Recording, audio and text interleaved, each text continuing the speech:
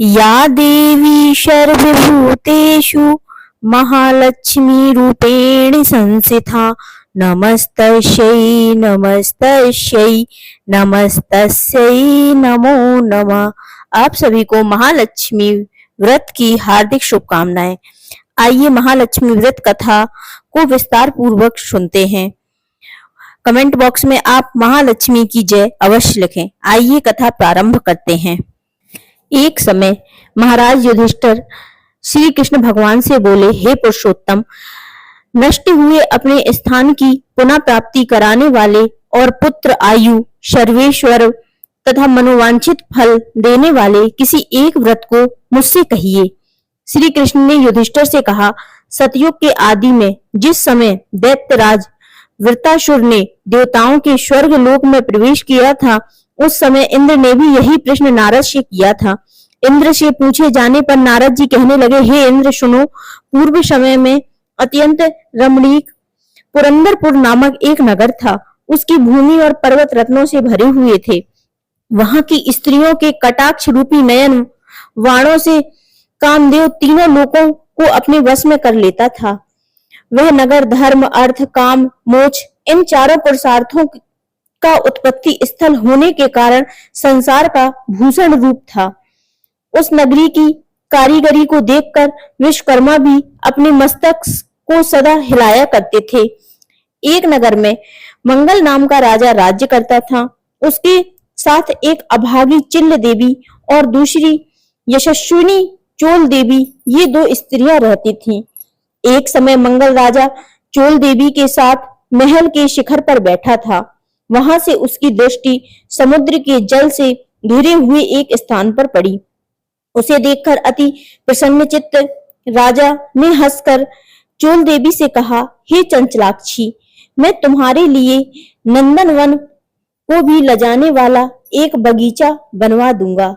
राजा के वाक्य को सुनकर रानी ने कहा, हे कंत, ऐसा ही करिए। तदनुसार राजा ने उस स्थान पर एक बगीचा बनवा दिया। वह बाग थोड़े ही समय में अनेक वृक्ष, लता, फूलों और पक्षियों से संपन्न हो गया। एक समय उस उद्यान में एक आकाश स्पर्शी विकराल शरीर वाला मेघ तुल्य काला और रक्त वर्ण तथा चंचल नेत्रों से युक्त एक सूकर आ गया। वह अपनी दाढ़ों से सूर्य चंद्र को भी खींच सकता था। गर्जन में वह प्रलय काल के मेघ के समान था। उसने वहां आकर अनेक वृक्षों को तोड़ डाला और उस उद्यान को नष्ट भ्रष्ट कर दिया। हे युधिष्ठिर, उस सूकर ने किसी वृक्ष को जड़ से उखाड़ा, किसी को दांत से तोड़ा, तो किसी को दांत की रगड़ से नष्ट कर दिया। काल तुल्य उस सूकर ने कई रखवालों को भी मार डाला। तब उद्यान के रक्षक भयभीत होकर राजा के पास गए और सब हाल कह सुनाया। यह बात सुनकर राजा के नेत्र क्रोध से लाल वर्ण हो गए। राजा ने अपनी सेना को आज्ञा दी कि शीघ्र जाकर उस सूकर को मार डालो। तदंतर राजा भी एक मतवाले हाथी पर सवार होकर उद्यान की ओर चल पड़ा। वह सेना अश्व समूह रूपी वस्त्र से ढकी हुई पृथ्वी को हिलाती तथा रथों को तीव्र गति से उत्पन्न पवन से पर्वतों को कपाती तथा पैदल सेना के शब्द से दिशाओं को पूरित करती हुई बगीचे के समीप पहुंची और उसे चारों ओर से घेर लिया। अपने उच्च घोष से दसों दिशाओं को प्रतिध्वनित करता हुआ राजा बोला, जिसके रास्ते में यह सूकरा धम निकल जाएगा, उस सिपाही का सिर शत्रु की भांति काट डालूंगा। राजा के वचन सुनकर सूकर जिस मार्ग में राजा खड़े थे, उसी मार्ग से मनुष्यों की सी चेष्टा करता हुआ निकल गया और राजा कोड़े से अपने घोड़े को मारते ही रह गए। राजा लज्जा से चंद्रवत कलंकित होकर सूकर के पीछे पीछे सिंह व्याघ्र से युक्त घोर वन में जा निकला। उस वन में तमाल, ताल, हिताल, साल, अर्जुन आदि के वृक्ष थे। वहां विविध लताएं थीं। झिल्लियों के झंकार से दसों दिशाएं मुखरित हो रही थीं। उस घोर वन में राजा एकाग्रचित्त से उस सूकर को ढूंढ रहा था। एकाएक सूकर से सामना हो गया। तब राजा ने वैसे ही बाण से उस सूकर को घायल किया जैसे इंद्र ने पर्वत के पंख काटे थे। बाण के लगते ही सूकर अपने अधम शरीर को छोड़कर दिव्य गंधर्व स्वरूप धारण कर विमान पर जा बैठा। गंधर्व बोला, हे महिपाल, आपका कल्याण हो। आपने मुझे सूकर योनि से छुड़ाया, सो बड़ी कृपा की। अब मेरा हाल सुनिए। एक समय ब्रह्मा जी देवताओं से घिरे हुए बैठे थे, जो उनकी चंचल पुट आदि तालों तथा षड्जादि सप्त स्वरों और मंद्रादि 3 मानों से तथा अन्याय गेय व तरह तरह के स्थान व गुणों के युक्त गीत सुना रहा था। गाते गाते मैं ताल तार से भ्रष्ट हो गया। इसी कारण ब्रह्मा जी ने मुझ चित्ररथ गंधर्व को श्राप दे दिया कि तू पृथ्वी पर शूकर होगा। जिस समय राजाओं का राजा मंगल तुझे अपने हाथों से मारेगा, उस समय तू शूकर योनि से छूटकर फिर इस अपनी गंधर्व योनि को प्राप्त हो जाएगा। अतएव हे महीपति, मैं इस योनि में आया था। आज आपके हाथ से मरकर मैं शूकर योनि से छुटकारा पा गया। अब मैं प्रसन्न होकर देवताओं को भी दुर्लभ एक वर देता हूँ, उसे स्वीकार करिए। धर्म, अर्थ, काम तथा मोक्ष को देने वाला एक महालक्ष्मी व्रत है। इसे करने पर आप सार्वभौम राजा हो जाएंगे। अब आप प्रसन्न होकर अपनी राजधानी को जाइए। नारद जी कहते हैं, चित्ररथ गंधर्व राजा मंगल से यह कहकर शरद काल के मेघ की नाई अंतर ध्यान हो गया। राजा मंगल ज्यों ही चलने को तैयार हुआ, त्यों ही बगल में संबल मतलब मार्ग भोजन लिए हुए एक ब्राह्मण बालक को देखा। राजा ने मुस्कुराकर बालक से कहा, हे बटू, देव, दानव, गंधर्व, राक्षस, इसमें से आप कौन हैं? सच सच कहिए, ऐसे घोर जंगल में आप किस लिए आए हैं? राजा के प्रिय वचन सुनकर बटू ने राजा को आशीर्वाद देते हुए कहा, हे राजन, मेरा जन्म आपके ही देश में हुआ है। मैं आप ही के साथ साथ यहाँ आया हूँ। मेरे योग्य यदि कोई ऐसा कार्य हो तो बतलाइए। राजा ने कहा, आज से मैं आपको नूतन कहूंगा। हे बटू, अगर यहाँ कोई तालाब हो तो उसमें से मेरे लिए थोड़ा सा जल ले आइए। राजा के वचन सुनकर बटू ने राजा को एक बरगद की छाया में बैठा दिया और स्वयं घोड़े पर सवार होकर पक्षी गणों के कलरव सुनता हुआ आगे चल पड़ा। थोड़ी ही दूर आगे जाने पर उसे एक अति रमणीक तालाब दिखलाई दिया। वह तालाब कमला, लक्ष्मी जी का निवास स्थान, रथांक चकवा चकई से भूषित, वनस्पतियों से युक्त होने के कारण नारायण के समीप दिखता था। वह तालाब वायु के सैकड़ों यत्नों को निष्फल करने वाला, विष रहित, अगस्त मुनि की पिपासा को शांत करने वाला, समुद्र से भी अधिक गंभीर, शीतल मंद सुगंध वायु, स्वच्छ जल से परिपूर्ण था। ज्यों ही उसके निकट वह बटू घोड़े को लेकर गया, त्यों ही कीचड़ में धंस गया। वह घोड़े से उतरकर चारों ओर देखता हुआ तालाब के निकट पहुंचा तो वहां उसने कई स्त्रियों का झुंड देखा। अनेक दिव्य वस्त्रों को धारण किए हुए, दिव्य अलंकारों से युक्त होकर दिव्य स्त्रियां कथा कह रही थी। अनंतर वह उन स्त्रियों के पास जाकर अपना वृत्तांत बताया और कहने लगा कि हे बहनी, बड़ी भक्ति से यह क्या कर रही हो? इसकी क्या विधि है और इसके करने से क्या फल मिलता है, सो मुझे बतलाइए। दया भाव से प्रेरित होकर बटू के वचन सुन के वे स्त्रियां कहने लगी, हे बटू, तुम एकाग्रचित होकर भक्ति के साथ सुनो। जो माया, प्रकृति और शक्ति आदि के नाम से इस त्रिलोक में प्रसिद्ध है, उन्हीं महालक्ष्मी का यह व्रत है। हे विप्र, इसकी विधि इस प्रकार है। इसका प्रारंभ भाद्रपद के शुक्ल पक्ष की अष्टमी से किया जाता है। उस दिन प्रातः काल उठकर 16 बार हाथ, पांव तथा मुंह धोकर तंतुओं से बना तथा 16 ग्रंथि से युक्त एक डोरी बनाकर उसे चमेली के पुष्प, कपूर, चंदन, अगर इत्यादि सुगंधित पदार्थों से पूजकर महालक्ष्मी नमः इस महामंत्र से उसकी 16 ग्रंथियों को अभिमंत्रित करें और कहें, हे महालक्ष्मी, धन, धान, पृथ्वी, धर्म, कीर्ति, आयु, श्री घोड़ा, हाथी और पुत्र आदि यह सब मुझे प्रदान करिए। इस प्रकार प्रार्थना करके इस डोरे को दाहिने हाथ में बांधें और अक्षतों के साथ 16 दूब के पौधों को हाथ में लेकर मन लगाकर कथा सुने। जल में दूबा को भिगो भिगो कर अपने सिर, हाथ और पैरों से मार्जन करें। भाद्रपद शुक्ल अष्टमी से अश्वनी कृष्ण अष्टमी तक 16 दिन नित्य हाथ में अक्षत लेकर कथा सुने। 16वें दिन अश्वनी कृष्ण अष्टमी को सायंकाल के समय जितेंद्र हो स्नान कर श्वेत वस्त्र पहनकर पूजा करके घर को जाएं। वहां पर पूर्व दिशा की ओर मुंह करके पवित्र आसन पर बैठकर अष्टदल श्वेत कमल बनावे। कमल दल के किनारे इंद्र दिक शक्तियों को बनावे। कर्णिका में श्वेतांगी श्वेत वर्ण वाली श्वेत पत्र मोतियों से अलंकृत कमलासना हास्य युक्त कमलवत मुख वाली शरद चंद्र के तुल्य कांतिमयी चतुर्भुजा दो हाथों में कमल लिए अभयदायिनी वरदायिनी दोनों हाथ से हाथियों के सुंडों के जल से सींची जाती हुई अटल छत्र युक्त महालक्ष्मी का ध्यान करता हुआ कपूर अगर और चंदन से महालक्ष्मी की मूर्ति बनावे। उनका आवाहन कर कर कहें, हे महालक्ष्मी विष्णु के स्थान पर तुम यहाँ आओ। हे देवी आप ही के निमित्त मैंने यह षोडशोपचार पूजन की सामग्री जुटाई है। हे विप्र व्रती 16 दिन पूर्ण होने पर किस किस विधि से उद्यापन करें सो यह भी कहिए। सुवर्ण के श्रृंग से युक्त गौ तथा सुवर्ण आदि किसी विद्वान और वेद पाठी ब्राह्मण को दान देवे। तदंतर यथाशक्ति सुवर्ण देने से इस व्रत पूर्ण होता है और ब्राह्मणों को अन्न वस्त्र आदि देके दान देना चाहिए। इस प्रकार विधि विधान बताकर वे स्त्रियां बोली, हे विप्र सब व्रतों से उत्तम यह व्रत हमने तुम्हें कह दिया।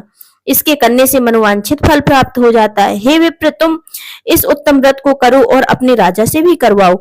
यदि कोई अन्य श्रद्धावान व्यक्ति मिल जाए तो उससे भी व्रत करवाना। हाँ, नास्तिकों के सामने यह व्रत कभी ना कहना। स्त्रियों के वचन सुनकर ब्राह्मण बालक उन स्त्रियों को नमस्कार करके और घोड़े को कीचड़ से निकालकर उसे पानी पिलाकर कमल के पत्ते पर राजा के लिए जल लेकर घोड़े पर चढ़कर राजा के पास आया। राजा को जल देकर उक्त व्रत का महात्म्य राजा को बताया और अनेक प्रकार की सामग्री एकत्र करके उस व्रत को राजा से कराया। राजा मंगल इस व्रत के प्रभाव से राजाओं में श्रेष्ठ राजा हो गया। तदंतर वह राजेंद्र घोड़े पर सवार होकर ब्राह्मण वटु के साथ अपनी पुरी के निकट जा पहुंचा। अपने राजा को आते देखकर पुरवासियों ने तुरुही आदि बाजाओं को बजाते हाथों में बड़ी बड़ी ध्वनियां और माला को लिए कलशों में सिर पर रखे तथा घंटा आदि बजाते हुए आए। इस समय नगर अत्यंत सुशोभित था। मार्ग में रूपवती स्त्रियां राजा के दर्शन के लिए दौड़कर आईं। कोई स्त्री हाथ में हार लिए तो कोई खुले केस तो कोई एक आंख में अंजन लगाए तो कोई नितंबों के भार से बोझिल और कोई पुष्ट स्तनों वाली स्त्री राजा को देखने के लिए तन बदन की सुधि भूल कर दौड़ आई। इस प्रकार अनेकों स्त्रियां राजा को देखने आई थीं। तब दर्शन देते हुए राजा मंगल उस ब्राह्मण के सहित अपने महल के समीप पहुंचे। स्त्रियों द्वारा फेंके हुए धान के लावों से पूजित हो उस ब्राह्मण बटु के सहारे घोड़े पर से उतरकर महाराज मंगल अपनी पट रानी चोल देवी के महल में गए। जाते ही रानी ने राजा के हाथ में यह डोरा बंधा देखा तो इस पर रानी ने अत्यंत क्रोध करके कहा कि मालूम होता है राजा शिकार के बहाने किसी दूसरी स्त्री के पास गया था। उसी के सौभाग्य के लिए राजा ने हाथ में यह डोरा बांध रखा है और उसी का भेजा वह ब्राह्मण बालक भी मुझे देखने यहाँ आया है। ऐसा विचार करके चोल देवी ने राजा के हाथ में बंधा डोरा तोड़कर पृथ्वी पर डाल दिया। राजा मंगल भी सामंत मंत्री तथा अन्य नौकरों के साथ वन की बातें कह रहा था। इसी कारण रानी को डोरा तोड़ते नहीं देखा। संयोग बस उसी समय चिल्ल देवी की एक दासी कुछ देखने आई थी। उसने वह डोरा उठाकर उस ब्राह्मण से उसका कारण और व्रत पूछा। तब दासी ने चिल्ल देवी के पास जाकर यह व्रत बताया और ब्राह्मण को बुलाकर विधिवत महालक्ष्मी का उत्तम व्रत करवाया। 1 वर्ष बाद महालक्ष्मी के दिन चिल्ल देवी के मकान में बाजाओं का शब्द हुआ और वह शब्द राजा मंगल ने भी सुना। तब राजा को महालक्ष्मी के व्रत की बात याद आ गई और वह बटू से कहने लगा, अरे आज महालक्ष्मी की पूजा का दिन है, मेरा वह डोरा कहाँ है? यह पूछने पर बटू ने चोल देवी के द्वारा डोरा तोड़े जाने का हाल कहा। सो सुनकर राजा चोल देवी पर अत्यंत कुपित हुआ और कहने लगा, आज से चिल्ले देवी के ही घर में पूजा करूंगा। ऐसा विचार कर राजा बटू के साथ लक्ष्मी जी के पूजन के लिए चिल्ले देवी के घर में गया। उसी समय लक्ष्मी जी एक वृद्ध स्त्री का रूप धारण कर परीक्षा करने के लिए चोल देवी के महल गईं। चोल देवी वृद्ध रूप धारिणी लक्ष्मी जी से कहने लगी, अरे दुष्टे, तू यहाँ से शीघ्र चली जा। मेरे घर में आने से तेरा क्या लाभ है। दुष्टा चोल देवी से अपमानित महालक्ष्मी चोल देवी को साथ देती हुई कहने लगी कि तूने मेरा अनादर किया है, इस कारण जा तू सूकर मुखी हो जा और यह मंगलपुर कोलपुर हो जाए। तभी से वह नगर कोलपुर कहलाने लगा। लक्ष्मी जी वहां से चलकर चिल्ले देवी के घर आई तो वहां अनेक प्रकार से लक्ष्मी जी की सम्मान पूर्वक पूजा हुई। पूजन के बाद लक्ष्मी जी ने वृद्ध रूप छोड़कर असली रूप में दर्शन दिया। तब चिल्ले देवी ने पंचोपचार से भली भांति लक्ष्मी जी का पूजन किया। श्री लक्ष्मी जी बोली, हे चिल्ले देवी, तुम्हारे पूजन से मैं अति संतुष्ट हूँ। हमसे तुम जो चाहो सो वर मांगो। चिल्ले देवी बोली, हे सुरेश्वरी, आपका उत्तम व्रत जो करे उसका घर जब तक सूर्य चंद्र हैं तब तक आप ना त्यागें। आज से इस राजा की संसार में प्रसिद्धि हो और हे देवी, आप में मेरी अचल भक्ति सदैव बनी रहे। सो यह कथा सद्भाव के साथ पढ़ें या सुने। उनको आप सदा मनोवांछित फल देना। तब लक्ष्मी जी तथास्तु कहकर वहां से अंतर्ध्यान हो गईं। उसके बाद राजा मंगल ने भी आकर चिल्ले देवी के साथ परम भक्ति भाव से लक्ष्मी जी की पूजा की। उसी समय ईर्ष्यावश चोल देवी भी चिल्ले देवी के महल आई। यद्यपि द्वारपालों ने मना किया था, फिर भी वह नहीं मानी और फिर वहां का हाल देखकर चोल देवी मन में न जाने क्या सोचकर वह वहां से सीधे अंगिरा ऋषि के आश्रम की ओर घोर जंगल में चली गई। महर्षि ने चोल देवी की विचित्र आकृति को देखकर ज्ञान दृष्टि से सब विचार करके उसके द्वारा महालक्ष्मी का व्रत कराया। उस व्रत के करने से चोल देवी महायशस्विनी हो गई और चतुरता, क्रीड़ा, लीला और लावण्य का भंडार बन गई। किसी समय राजा ने शिकार खेलते हुए अंगिरा मुनि के आश्रम में जाकर एक सुंदर रूप युक्त तथा चंचल नयनों वाली स्त्री को देखा। उसे देखकर मुनि से पूछा कि आपके स्थान में यह दिव्य रूप धारिणी स्त्री कौन है। मुनि ने चोल देवी का समस्त हाल बताकर राजा के हाथों सौंप दिया। तब राजा चोल देवी के साथ नगर में आकर चिल्ल तथा चोल देवी के साथ अनेकानेक भोगों को भोगने लगा। चिल्ले देवी और चोल देवी वे दोनों रानियां राजा से इस तरह मिलकर रहने लगी जैसे समुद्र में गंगा यमुना मिली रहती हैं। राजा भी उन दोनों में से अधिक प्रीति रखने लगा। राजा मंगल चिल्ले देवी के साथ अनेक भोगों को भोगता हुआ चिरकाल तक सप्तद्वीपों से युक्त पृथ्वी का राज भोगता रहा। महालक्ष्मी के व्रत के प्रभाव से वह ब्राह्मण वटु भी बृहस्पति की भांति राजा मंगल का मंत्री हुआ। वह राजा पृथ्वी के समस्त सुखों को भोग कर अंत में आकाश में जाकर विष्णु देवत नामक श्रवण नक्षत्र बनकर स्थित हुआ। नारद जी बोले, हे इंद्र, सब व्रतों में उत्तम व्रत मैंने तुमसे कहा है। इसकी कथा मात्र सुनने से भी मनोवांछित फल प्राप्त हो जाता है। जैसे तीर्थों में प्रयाग, देवताओं में भगवान और नदियों में गंगा पुनीत मानी जाती है, उसी भांति यह व्रत सब व्रतों में उत्तम है। हे इंद्र, अर्थ, धर्म, काम तथा मोक्ष को यदि तुम चाहो तो श्रद्धा से युक्त होकर इस उत्तम व्रत को करो। इसके करने से महालक्ष्मी धन, धान, पृथ्वी, धर्म, कीर्ति, आयु, यश, श्री घोड़े, हाथी और पुत्र पौत्र आदि सब कुछ देती हैं। भगवान श्री कृष्ण युधिष्ठिर से बोले, हे युधिष्ठिर, जो नारद जी द्वारा कहा गया है यह व्रत देवराज महाराज इंद्र ने किया। इसी व्रत के प्रभाव से इंद्र को मनोवांछित फल प्राप्त हुआ है। आप भी इस व्रत को करो तो अवश्य ही मनोवांछित फल की प्राप्ति होगी और पुत्र पौत्र आदि की वृद्धि होगी। यह कथा श्री कृष्ण भगवान ने महाराज युधिष्ठिर से कही थी। मैं आप लोगों से फिर भी कहता हूँ कि अपनी अपनी मनोकामना सिद्धि के लिए यह व्रत सबको करना चाहिए। इसके करने मात्र से ही मनोवांछित फल की प्राप्ति होती है। बोलिए महालक्ष्मी जी की जय। कमेंट बॉक्स में महालक्ष्मी जी जरूर लिखें। आप सच्चे मन से अगर महालक्ष्मी लिखेंगी तो आपकी सभी मनोकामनाओं की पूर्ण होगी। आइए अब हम महालक्ष्मी जी की आरती का श्रवण करेंगे। ओम जय लक्ष्मी माता, मैया जय लक्ष्मी माता, तुम्हें को निश दिन शिवत हरे विष्णु धाता। ओम जय लक्ष्मी माता, उमा रमा ब्रह्माणी, तुम्हें ही जगे माता, मैया तुम्हें ही जगे माता। सूर्य चंद्रमा ध्यावति नारद ऋषि गाता। ओम जय लक्ष्मी माता, दुर्गा रूपिणी रंजनी, सुखे संपत्ति दाता, मैया सुखे संपत्ति दाता। जो कोई तुम्हें को ध्यावत रिद्धि सिद्धि धन पाता। ओम जय लक्ष्मी माता, तुम्हें पाताल निवासिनी, तुम्हें ही सुख दाता, मैया तुम्हें ही सुख दाता। कर में प्रभाव प्रकाशिनी, भव निधि की त्राता। ओम जय लक्ष्मी माता, जिस घर में तुम्हें रहती सभी सदी गुणे आता, मैया सभी सदी गुणे आता।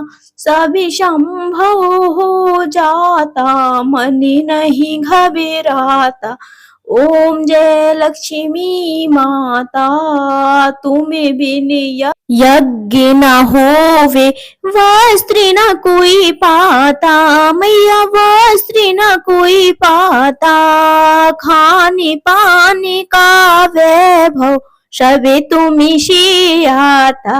ओम जय लक्ष्मी माता, शोभे गुणे मंदिर सुंदर, क्षीरो दधी जाता, मैया क्षीरो दधी जाता। रत्न चतुर्दशी तुम बिन कोई नहीं पाता।